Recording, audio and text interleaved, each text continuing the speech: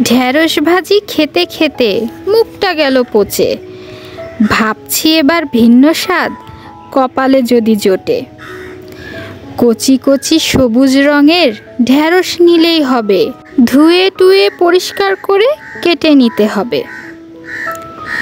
মধ্যবিত্ত মানুষ আমরা, কড়াই দেখেই বুঝবে তোমরা।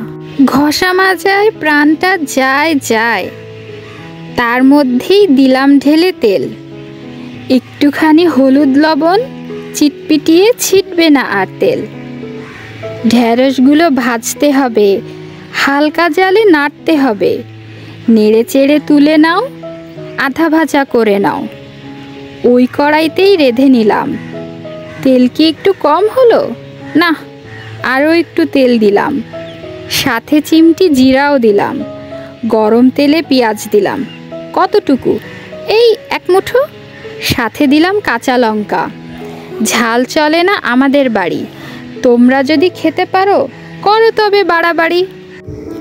আধা চামচ জিরা বাটা, আধা চামচ আদা রসুন, হলুদ লবণ আর ধনে গুঁড়া একে একে দিলাম সবই।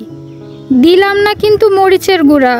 ওই যে বললাম না, ঝাল চলে না আমাদের বাড়ি, তোমরা যদি খেতে পারো করো তবে বাড়াবাড়ি। একটুখানি পানি দিয়ে খুন্তির ডগা দিয়ে ভালো করে কষিয়ে নিলাম। তেল চকচকে মশলায় নারকেল দুধ ঢেলে দিলাম। এবার কিন্তু ঘন ঘন নাড়তে হবে, বুঝেছো? না হলে ঝোল কেটে হবে ছানা। মিনিট খানেক ফুটতে দিলাম, ঢেঁড়সগুলো ছেড়ে দিলাম।